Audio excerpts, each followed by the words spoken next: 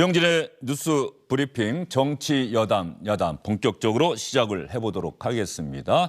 오늘부터 나흘 동안 국회에서는 대정부 질문이 진행됩니다. 현 정부 출범 이후에 첫 정기국회고 정기국회에서 처음으로 진행되는 대정부 질문이어서 그 어느 때보다 국회 본회의장에 긴장이 고조될 것이라는 전망이 나오고 있는데요. 과연 여당 의원들은 어떤 주제로, 야당 의원들은 어떤 주제로 나서서 정부를 공격하고 야당을 비판하게 될지, 국민의힘에서는 문재인 정부가 실정을 했다, 잘못된 정책을 펴왔다 이렇게 주장할 것으로 예상되고 있고요. 민주당에서는 윤석열 정부 출범한 이후 지금까지 봤더니 제도라는 것이 하나도 없다. 아마 이런 부분을 강조하지 않을까 예상이 되고 있습니다. 본회의장 중간중간 연결해서 여당 의원과 야당 의원 그리고 국회 국무위원들과 함께 어떠한 주제로 이야기를 주고받는지 여러분에게 전달해 드리도록 하겠습니다. 그 전에는 정치권 주제를 여러분과 함께 생각해 보도록 하겠습니다. 두 분이 나와 계시는데요. 천하람 국민의힘 혁신위원, 복귀왕 전 국회의원 나오셨습니다. 어서 오십시오. 안녕하세요. 네, 안녕하십니까. 오늘 두 분과 함께 이야기할 첫 번째 주제는 아마 중간에 또 대정부 질문 연결하다 보면 좀 끊길지 모르겠습니다만 정진석 국민의힘 비상대책위원장이 주고받았다는, 유상범 의원과 주고받았다는 문자 메시지가 또 공개가 됐습니다. 권성동 전 원내대표 이 문자 메시지 공개가 되면서 결과적으로 이런저런 비판이 빗발쳤고 결국 원내대표직을 그만두게 되지 않았습니까? 그때부터 국민의힘의 상황이 대단히 어려워졌다는 평가가 많았었죠. 그런데 이번에는 또 정진석 비대위원장의 문자가 공개됐는데요. 한번 보면서 이야기를 나눠보도록 하겠습니다. 자, 지금 화면으로 보면은 여러분 잘 보이십니까? 유상범 의원과 주고받은 문자인데요. 필요 없으실 듯 합니다라고 돼 있고 오케이. 그다음에 중징계 중 해당 행위 경고해야지요라고 이 노란색이 아마 정진석 의원이 보낸 문자고요. 흰색으로 유상범 의원이 또 답장을 보내왔는데 성상납 부분 기소가 되면 함께 올려 제명해야죠. 그리고 마지막에 정진석 의원이 쓰고 있는 문자가 오늘 오찬 함께 합, 아마 시다가 빠져 있는 상황에서 사진이 찍혔는데 구체적인 날짜는 현재 나와 있지 않은 것 같습니다. 시간만 나와 있고요. 천하람 혁신위원 이거 보셨죠? 네, 봤습니다. 예. 어떻게 생각하세요? 일단 가장 큰 문제는 윤리위의 독립성에 관한 문제입니다. 윤리위원회 독립성. 네, 지금까지 정진석 비대위원장은 윤리위가 독립적으로 판단할 거다라는 입장을 취해왔는데요. 근데 사실 윤리위의 독립성을 의심할 만한 정황이 굉장히 기존에도 많았습니다. 앞서 생각해 보시면 저희 당의 의원총회에서 이준석 대표에 대한 추가적인 징계가 필요하다라는 사실상의 촉구를 했고 그걸 받아가지고 윤리위원회에서도 마치 거기에 협조하겠다라고 하는 형태의 성명을 발표했거든요.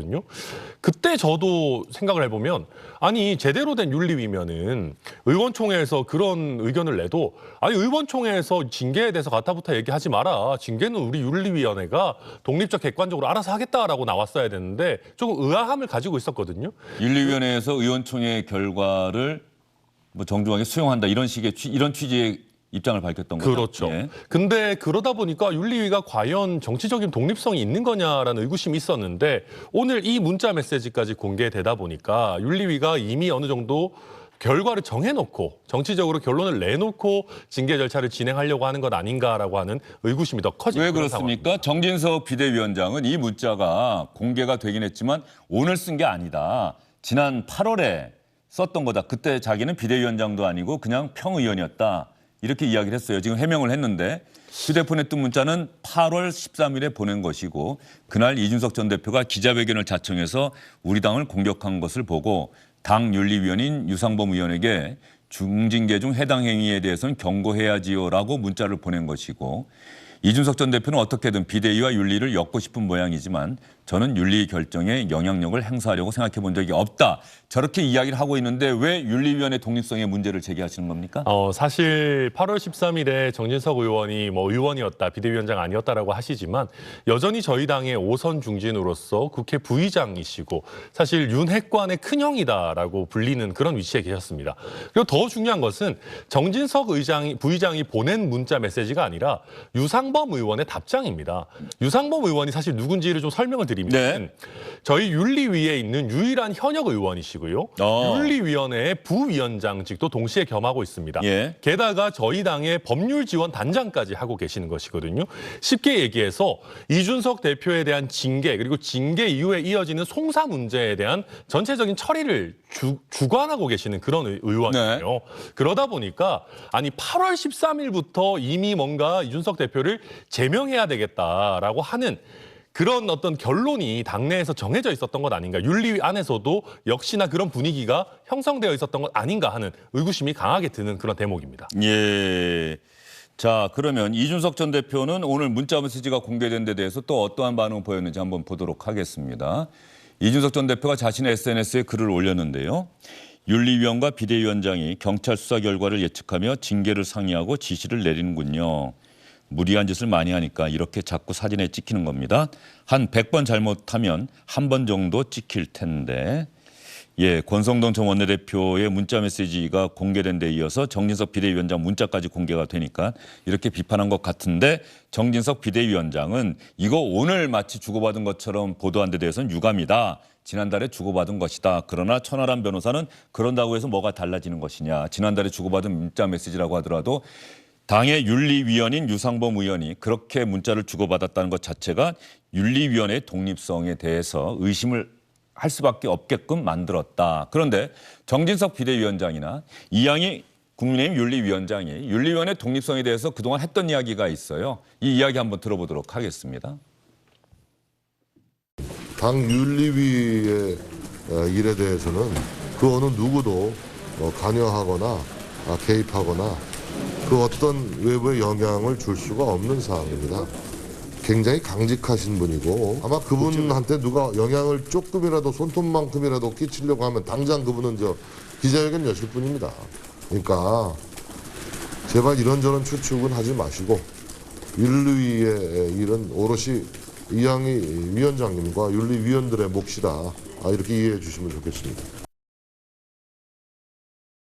위원님들께서 9월 28일 개최된 회의에 앞서 제6차 회의 시 보류된 안건들을 좀 논의를 해야 될 필요성이 있다. 그래서 요청이 있었습니다.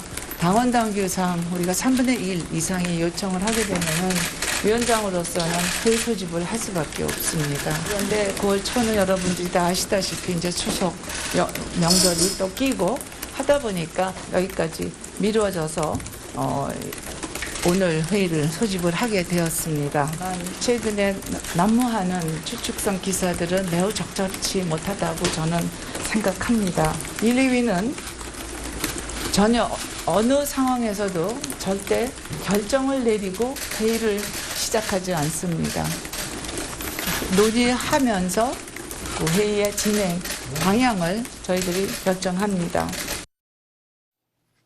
네, 윤리위원회는 사전에 어느 결론을 내리고 윤리위원회를 여는 것이 아니다. 그런데 이준석 전 대표가 뭐 라디오 인터뷰 또 SNS를 통해서 먼저 문제 제기했더니 그대로 또 가고 있는 건 또 사실이에요. 윤리위원회가 어제 열렸죠? 대통령이 순방을 위해서 출국한 날? 네, 그렇습니다. 그러니까 사실 이번 윤리위원회가 왜 긴급하게 열렸는지 잘 이해가 되질 않습니다. 이준석 대표의 발언은 사실 과거에 있었던 일들이고 왜 이것을 굳이 28일에 잡혀 있는 윤리위에 앞서서 개최해야 했는지에 대한 직접적인 답변은 사실 이양희 위원장도 못 내놓고 있습니다.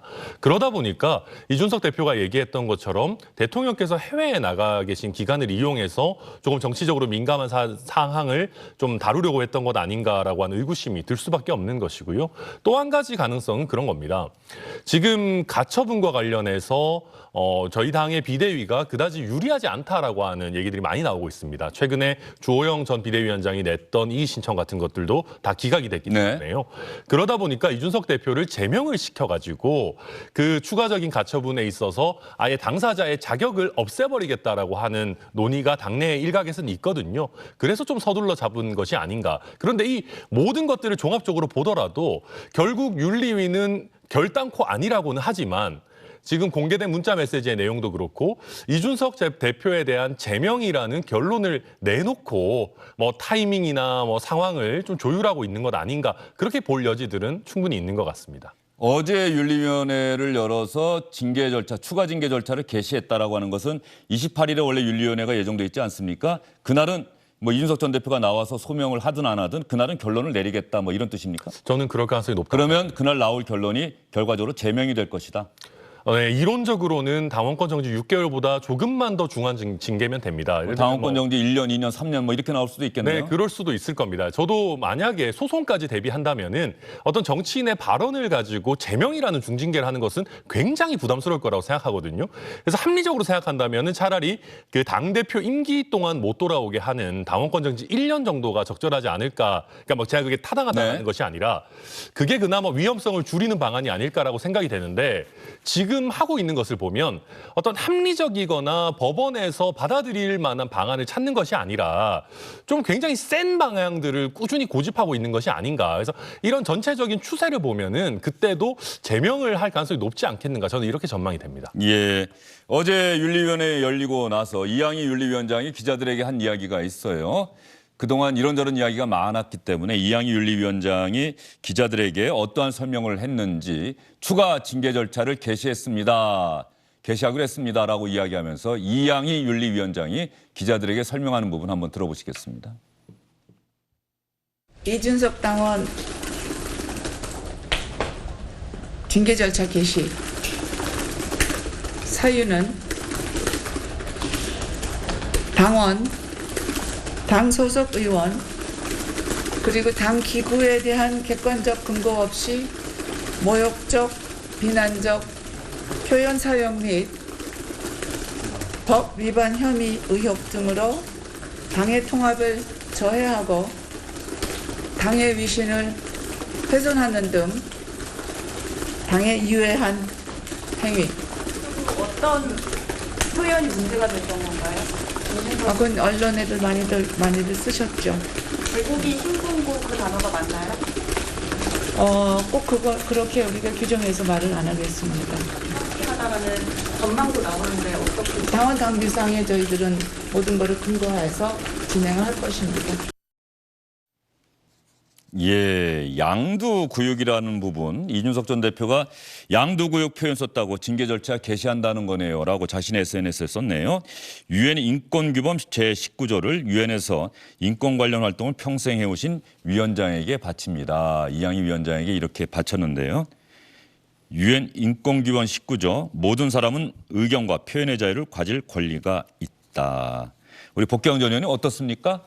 이 표현의 자유, 양두구역. 양의 머리를 내걸고 정작 개고기를 팔고 있다라는 뜻의 사자성어. 뭐 이게 전적인 이유는 아니겠습니다만 어쨌든 추가 징계의 한 사유가 되고 있는 것만은 분명해 보이는데요. 어떻게 생각하세요? 민주당도 사실 이러저러한 일이 많았잖아요, 그동안. 예, 그 비판의 대상이 된 당사자들 입장에서는 화도 나고 어떻게 해서든지 뭐 안갚음을 좀 하고 싶고 하는 감정이 생길 만한 그 단어이긴 한데 네. 저런 단어를 썼다고 해서 징계를 할 수 있을까라는 부분에 있어서 상식적으로 납득이 되지 않는 것은 사실입니다. 하지만 당 대표를 했던 사람이 자신이 속했던 당을 향해서 그런 정도의 당원과 의원과 당을 향해서 모멸적 언사를 쓰는 것, 이것에 대해서 당 조직에서 조직의 위해를 가하는 것으로 받아들일 수는 또 있을 것 같아요. 그런데 이것을 가지고 과연 징계 절차까지 진행되는 것, 여기에 대해서는 좀 너무한다. 네. 그럼 결론은 이준석 대표를 당에서 축출하기 위한 이런 과정 아닌가라고 오해를 하기에 딱 좋은 과정 같습니다. 알겠습니다. 이 이야기는 잠시 뒤에 계속해서 이야기를 이어가 보도록 하고요. 국회 본회의장에서 민주당 의원이 김건희 여사 특검과 관련한 질문을 하고 있다고 하는데 한번 들어보도록 하겠습니다. 그런데 그 전에 윤석열 대통령 후보 시절에 우리 집사람은 돈을 빼고 그 사람과 절연했습니다라고 하면서 신한 계좌에서 DB증권으로 계좌가 옮긴 걸 증거로 내놨어요. 이게 5월 20일 날 내용인데요. 이 내용이 있었음에도 불구하고 6월 16일에 통화 녹취가 나옵니다. 이정필 씨하고 김건희 여사 스스로 저를 제외하고는 거래를 못하게 하세요. 이게 새로 나온 재판에서의 증거입니다. 그런데 검찰은 이 모든 것이 있었음에도 불구하고 소환조차 하지 않았어요. 소환도 하지 않고 제대로 수사를 하지 않았어요. 이것은 국민에게 불공정한 수사입니다. 그래서 이런 증거가 새로 나왔고 그래서 특검을 하자라고 하는 것이다 라고 국민께도, 그리고 또 우리 한동수 총리께도, 그리고 국민의힘 의원님들께도, 정부 관계자들께도 제가 오늘 다시 한번 알려드리겠습니다. 저는 지금 말씀하신 여러 가지 의원님께서 중요한 일이다 이렇게 말씀하신 것들, 이런 것들은 수사 중인 검찰이나 수사당국이 어련히 알아서 그런 문제를 잘 검토하겠습니까? 그것이 죄가 되면 검찰이 그렇게 조치를 할 거고요. 죄가 안 되면 결국 못하는 거 아니겠습니까? 저는 그렇게 생각합니다. 우리의 검찰이 그 정도의 중립성과 그 정도의 투명성과 공정성은 가지고 있다 이렇게 생각합니다. 예, 만천하에 국민들께서 이제 아시게 됐습니다. 아, 국무총리도 특검을 거부하고 있구나. 그리고 주가 조작을 비호하는 그런 사람 중에 한 명은 아닌가 이렇게 국민들이 생각합니다. 특검을 거부하는 것은 지금 이 상황에서는 주가 조작을 비호하는 내용이다라고 국민들이 생각할 수밖에 없다라고 하는 말씀을 드리도록 하겠습니다.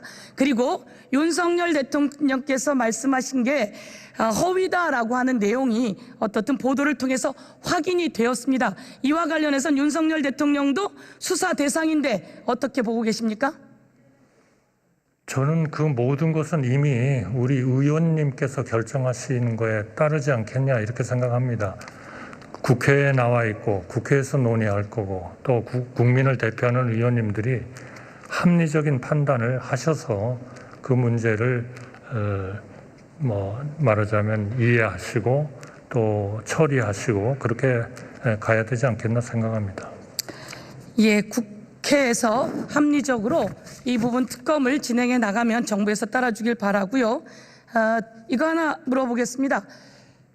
대통령 부인께서 보석류 관련해서는 이야기 알고 계시죠?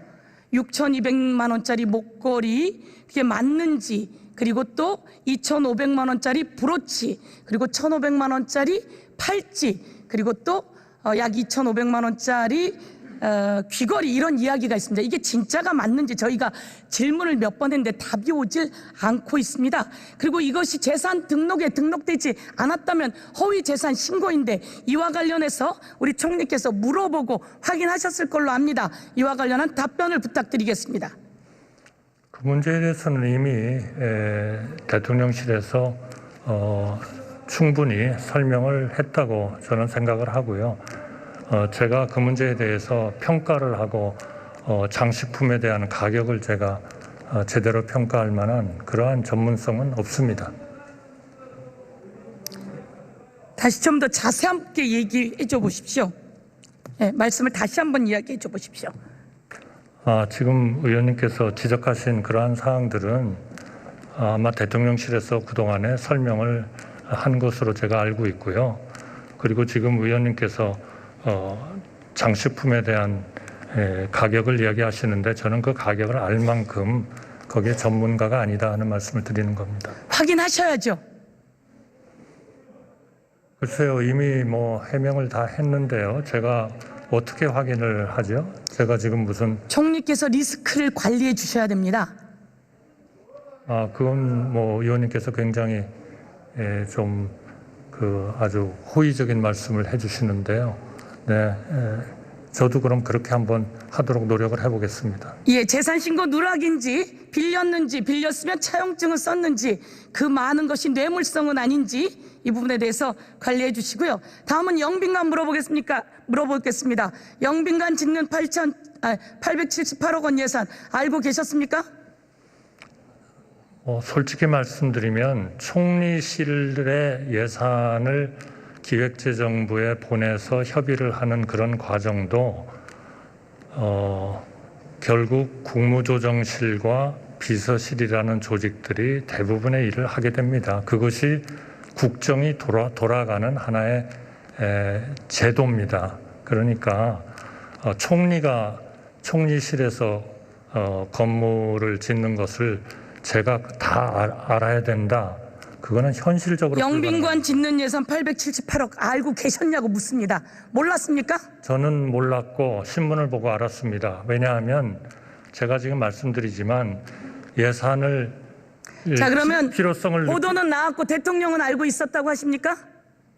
저는 대통령하고 그 문제를 논의할 시간은 없었습니다. 다만 분명한 거는 대통령님께서 당초의 취지, 보고를 받으시고 이 문제에 대한 보고를 언론에 제기돼서 보고를 받으시고 당초에 이 영빈관이라는 거를 대통령 혼자 쓰는 게 아니라 정부의 외교부 장관, 총리 필요하면 쓰도록 그런 국가의 어떤 자산으로 하려고 했는데 국민들이 현실적으로 충분히 현재 이해하고 있지 않다고 보기 때문에 이해하시지 못하고 있다고 보기 때문에 이거를 철회를 하라 이렇게 말씀을 하셔서 그러면 대통령이 그 일은 원래 이 예산을 알고 있었다는 얘기네요? 그것으로서 영빈관을 일단 짓는 것에 대해서 대통령이 알고 있었다는 이야기군요. 아니, 제가 말씀드리는 거죠. 대통령께서 이 문제가 언론에 나오고 또 우리 의원님들께서 말씀을 하시니까 그 문제를 보고를 받으신 겁니다. 이 문제가 어떻게 된 거냐.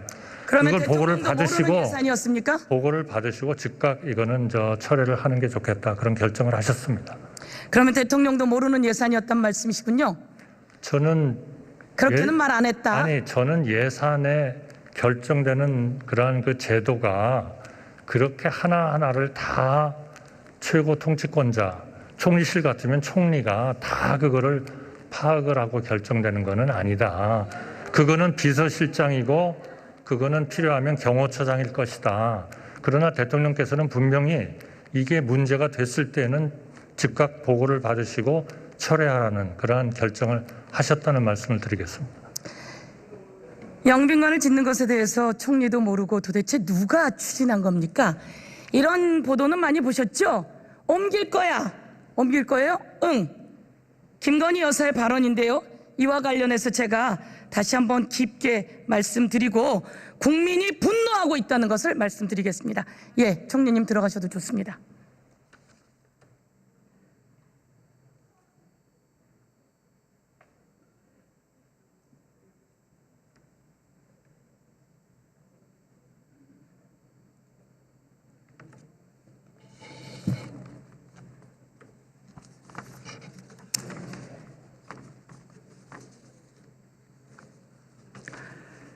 존경하고 사랑하는 국민 여러분, 878억 영빈관을 짓겠다는 예산이 온 세상에 알려졌습니다.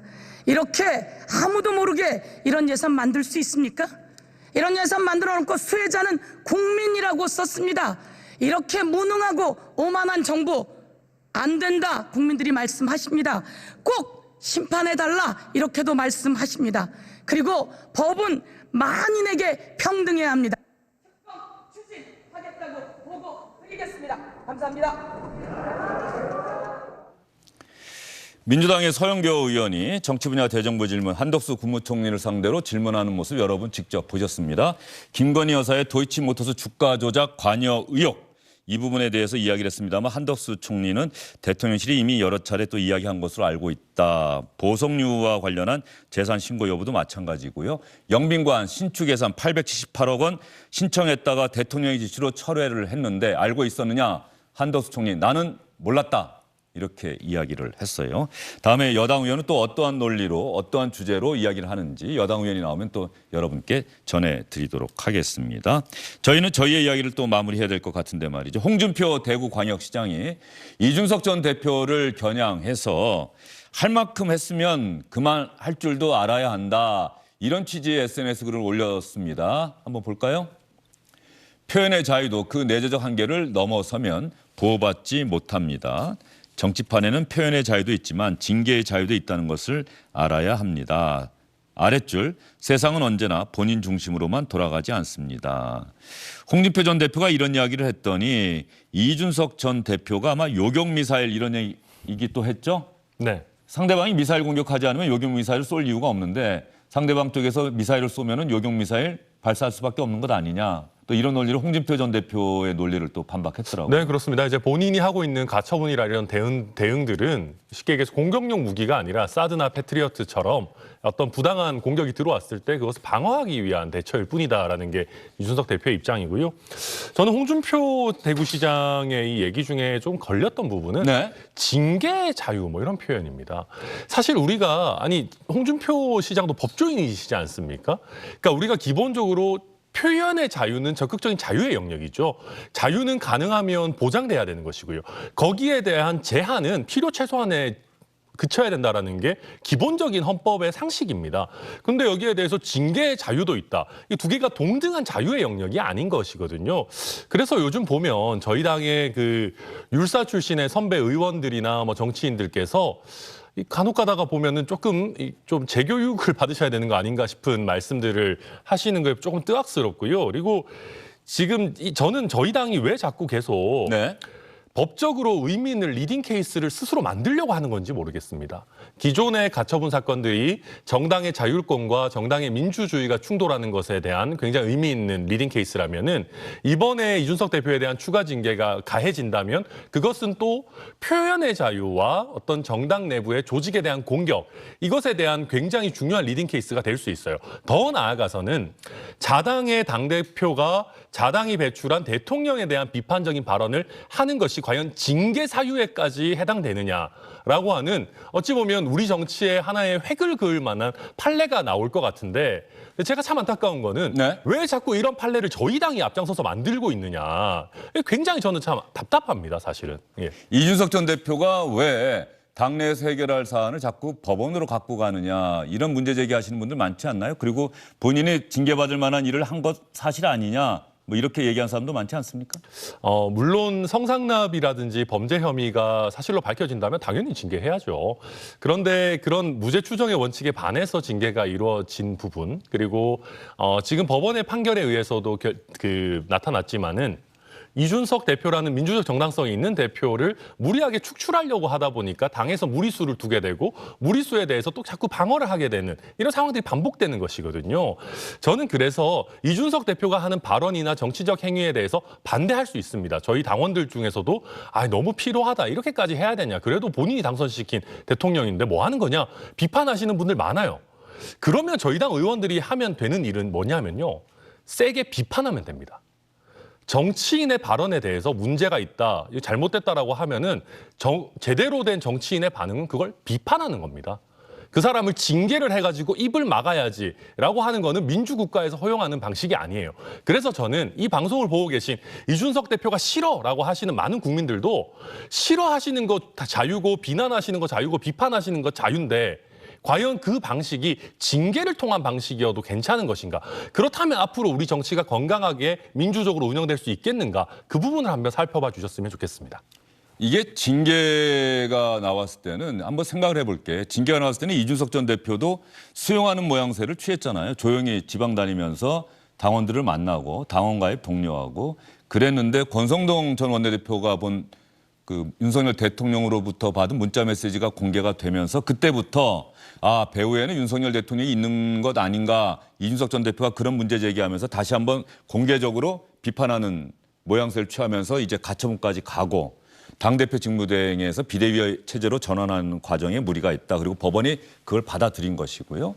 이런 어떤 국민의힘의 일련의 과정들을 보면서 저는 뭐 민주당도 예전에 문희상 전 국회의장이 비상대책위원장 전문가라고 할 정도로 네. 민주당이야말로 저 비상대책위원회 얼마나 많이 가동했습니까? 그렇습니다. 어떻게 보셨어요? 비대위원장도 네. 있었고, 그런데 지금 국민의힘이 재작년부터 해서 거의 뭐 정상적인 당 형태를 뭐 유지 못하고 있는 상황이고, 그나마 이준석 대표가 당선이 되면서 젊은 당의 이미지로 어르신들 중심의 당에서 완전히 바뀌고, 그런 쇄신의 이미지가 결국은 윤석열 당시 후보의 당선으로까지 이어졌다고 보는데, 제가 볼 때는 국민의힘의 주류 입장에서 볼 때 이준석 당대표의 이런 방식이 마음에 안 드는 거라고 봐요. 그리고 특히나 윤석열 대통령 같은 경우는 국민의힘에 입당하는 과정부터 해서 당시 이준석 대표와의 마찰, 그리고 이준석 대표도 윤석열 당시 후보에 대해서 굉장히 좀 불편함, 윤석열 후보가 당선된다면 뭐 이민 가겠다 뭐 이런 말까지 했을 정도로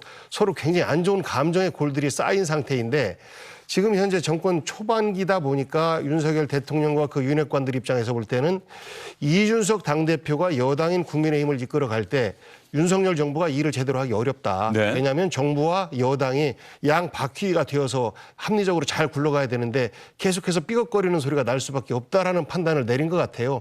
그렇기 때문에 지금 무리를 해서라도 이준석 당대표를 당에서 쫓아내려고 하는 이러한 움직임과 복귀하지 못하게 하는 이런 뭐 움직임들이 있다 보니까 계속해서 무리수를 거듭하고 있고 법적 공방까지도 진행되고 있는데 민주당의 입장과 국민의 입장은 똑같을 것 같습니다.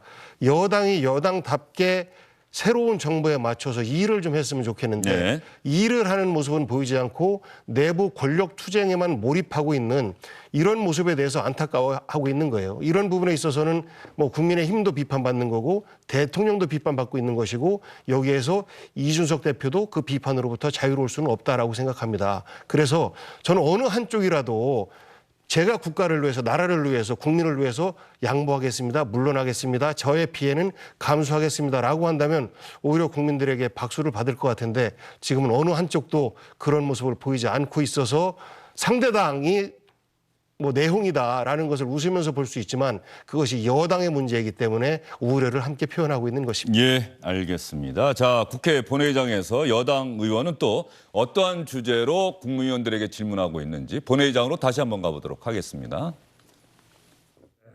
모든 그러한 문제를 다루는 기관들이 저는 충분히 능력이 있고 또 충분히 공정하고 또 할 수 있는 그러한 의지들을 가지고 있다고 생각합니다. 또 그런 쪽으로 노력들을 해야 된다 이렇게 생각합니다. 그렇습니다. 문재인 정권과 민주당이 만들어 놓은 비정상 대한민국을 정상 국가로 바르게 세워내는 일, 이것이 윤석열 정부에게 국민이 걸고 있는 기대이며 시대적 사명입니다. 이 시대적 사명에 대한 각오와 계획을 가지고 윤석열 정부는 실행하고 추진하고 있는지 총리께서 말씀해 주시기 바랍니다. 네, 새로운 정부는 몇 가지 아주 중심적인 일들을 지금 하고 있습니다. 제일 중요한 거는 우선 우리의 외교와 국방을 튼튼히 하는 거, 우리의 재정을 튼튼히 하는 거, 그리고 국가를 생산성이 높은 국가로 하는 거. 바로 이 생산성이 높은 국가로 만들기 위해서는 국가 전체의 체제가 시스템이 투명하고 효율적이어야 되는 것은 더 말씀드릴 필요가 없겠습니다. 그래서 한쪽으로 우리가 정치적인 통합과 협치를 추구하면서 동시에 이러한 제도들에 대한 투명성과 부패의 척결 이런 것들을 꾸준히 해나가지 않으면 앞으로 몇 년 동안 우리가 세계의 제7대, 6대 이러한 그 국가로서 발전하는 데에는 굉장한 그 장애물에 부딪힐 거다 이렇게 생각합니다. 그런데 윤석열 대통령 취임사는 자유선언이었습니다. 인류 역사를 돌이켜보면 자유로운 정치적 권리, 자유로운 시장이 숨쉬고 있던 곳은 언제나 번영과 풍요가 꽃피었습니다. 번영과 풍요, 경제적 성장은 바로 자유의 확대입니다. 이렇게 말씀을 하셨거든요. 국가의 철학이 자유와 인권을 제약하면 개개인은 창의력과 자립심을 잃게 됩니다.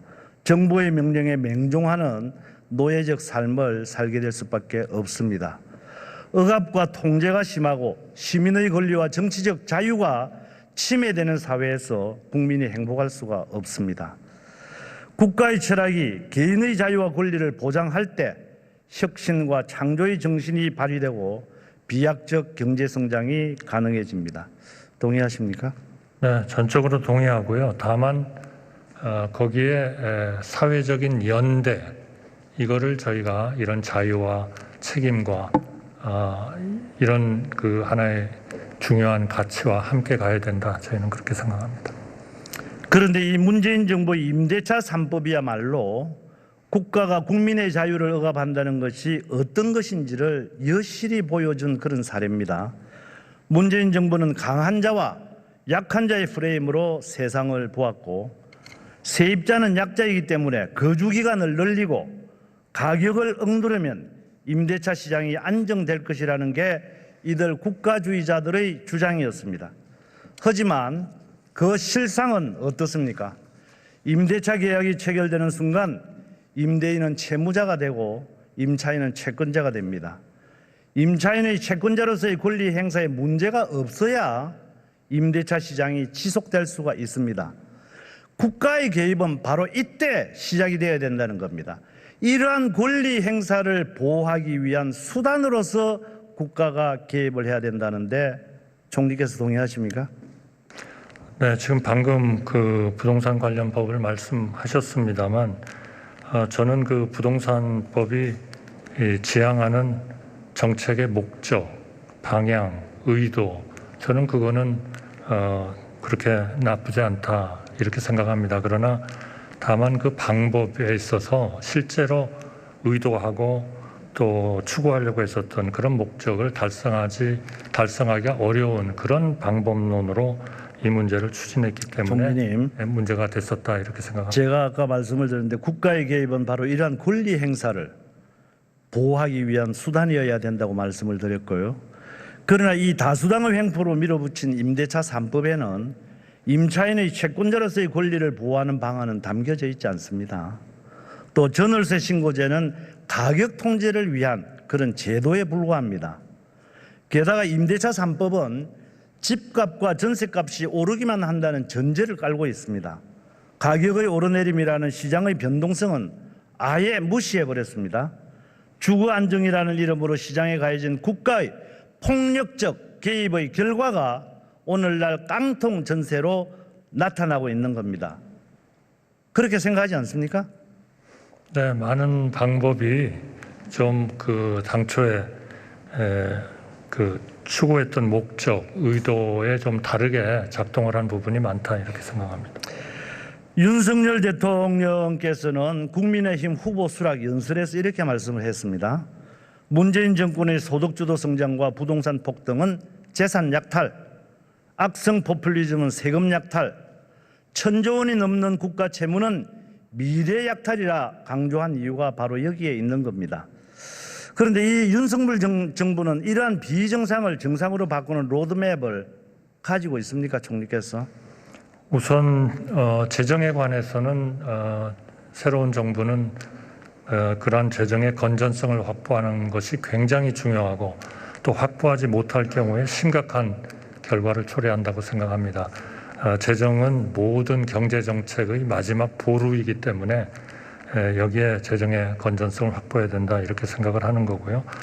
또 전체적으로 우리의 좀 그 안보를 위한 이런 억지력을 확보하는 거 이런 것들도 국가의 존립을 위해서 대단히 중요하다. 한마디로 말씀드리면 결국 국가가 단기적으로 이렇게 생존.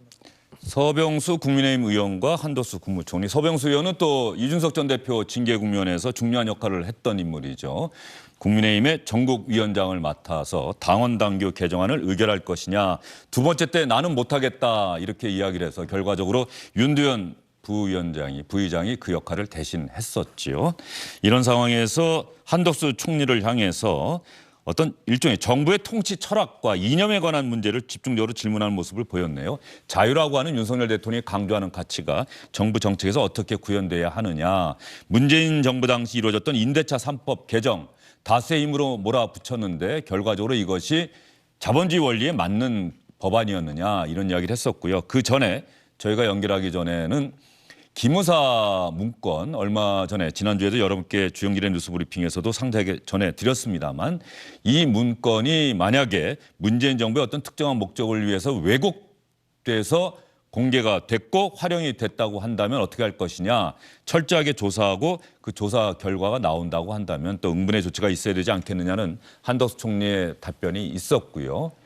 이재명 민주당 대표에 대해서 이런저런 수사기관의 기소가 있었고 수사가 계속되고 있는 와중에 민주당이 그것에 물타기하기 위해서 김건희 여사 특검을 들고 나왔다. 서병수 의원은 또 이렇게 주장했다고 합니다.